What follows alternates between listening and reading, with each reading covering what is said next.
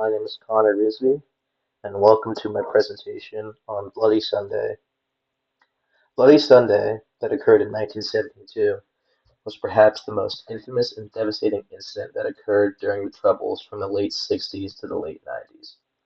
It also resulted in a large cultural shift, which turned the conflict between the IRA and the UDA/UVF into a much more sympathetic case for the Irish.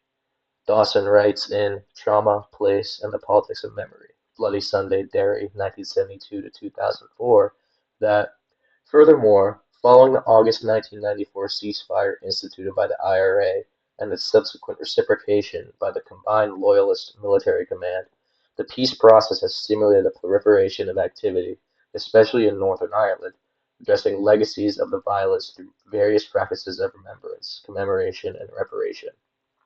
The key word here is reparation, a word often associated with the mass atrocities that have occurred in history. Reparations are often owed to those who have been systematically oppressed by various means. They serve as an admittance to a systematic wrongdoing.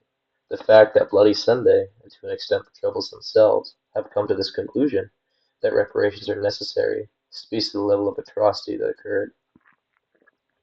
For a quick contextual summary, the Troubles was largely a period of conflict between Ireland and the UK. The IRA was dedicated to the mission of unifying Ireland, and the UVF and UDR were the forces against that unification. A wave of protest and military organization occurred during this time, with various levels of violence.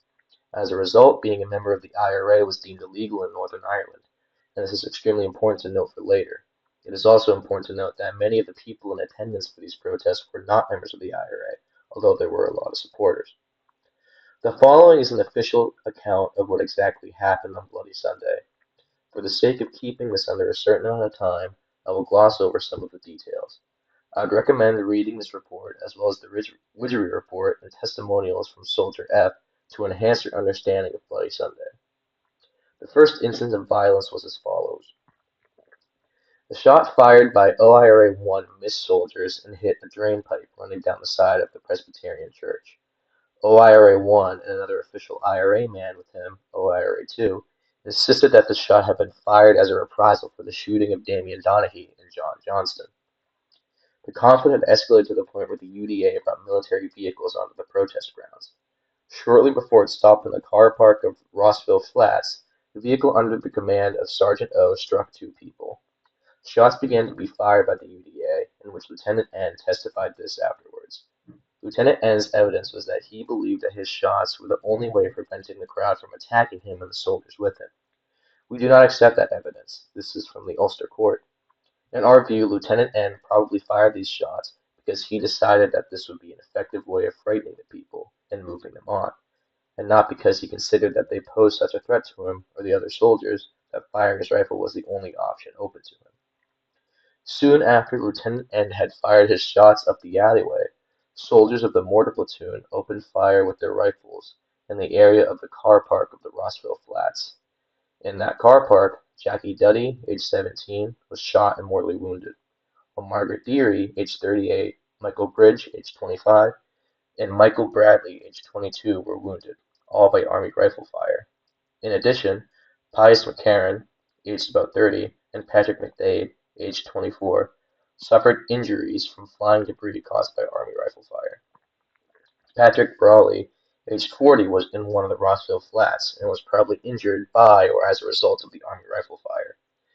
Much more violence ensued beyond this point, but the end result left 12 dead and many more wounded.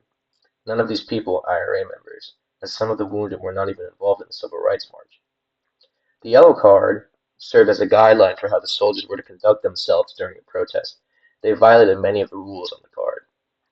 The yellow card provided that the soldier should only fire aimed shots, and that save in two cases, if a soldier had to open fire, a warning was to be given before doing so. The warning to be given had to include a statement that fire would be opened if the soldier's order was not obeyed. None of the casualties shot by soldiers of Support Company was armed with a firearm, with the probable exception of Gerald Donaghy, a bomb of any description. None was posing any threat of causing death or serious injury. In no case was any warning given before the soldiers opened fire. It was submitted on behalf of many of the represented soldiers that it was possible that some of the casualties were accidental, in the sense that the soldier concerned fired at someone posing a threat of causing death or serious injury, but missed and hit a bystander instead. It was also submitted that the soldiers fired at and killed or injured other people who were posing such a threat, but that the existence of these casualties had been kept secret by those civilians who knew that this had happened in order to deprive the soldiers of evidence that their firing was justified. When we look at the events of Bloody Sunday in the context of the Troubles, the actual event, while shocking, is not entirely unexpected. During times of political and military stress, incidents of violence like these are prone to happen. Walter Benjamin talks about this phenomenon in his 12 Theses on the Philosophy of History. Events like this reflect a trend of historical barbarism and how fascism can creep back into society under the guise of things like safety or morality. The American Civil Rights Movement mirrors a lot of the events that happened during Bloody Sunday. It was a time of hatred, or at least spurred on by the myth that oppressed peoples were violent and a danger to the white, middle, and upper class. In the case of Bloody Sunday, it was more so the fear of the soldiers, who suspected that many of these people were IRA members and shot based off their own fear reaction and not the actual guidelines given to them by the Yellow Card. The shooting in Selma, Alabama eerily mirrors the events that occurred during Bloody Sunday, with the march even taking the same name in some historical context. However, in the context of the UK, the violence that occurred in Northern Ireland remains a large outlier in their history from this time. Ian McBride writes in The Shadow of the Gunman, Irish Historians and the IRA, that during the 1970s and 1980s, its 6 small counties saw more deaths resulting from political violence than all of the other countries in the European community put together. The UK did everything except wage war against Ireland at this point, because how can we look at Bloody Sunday and call it necessary violence? It was directly called necessary violence by Home Secretary Reginald Malling at this time. It shows that this event was widely accepted during this time period due to the effects of nationalism and propaganda. Of course, how we remember the event now illustrates a large cultural shift and still active cultural shift that Bloody Sunday has contributed to. Ireland recently elected Catherine Connolly with a historic majority, and one of her key points of legislation was to unify Ireland. I can't help but wonder how much Bloody Sunday contributed to that support for the message from both inside Ireland and outside.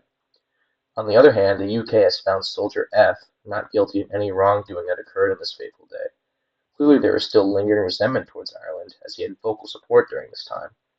How can we even call it a cultural shift if the people who committed these acts are cleared of all charges? Is it a problem with public conscience or a problem with the court system at large? Many people who were present on Bloody Sunday, as well as the families of those who died on Bloody Sunday, did not feel anger during this moment, however. In fact, many felt pride despite the verdict. The point is that much of the discussions surrounding Bloody Sunday and its aftermath are still up for debate. Many see the clearing of Soldier F as a step back from reparations, while those who were involved feel a sense of pride in knowing that they were finally recognized as victims to an atrocity. Thank you.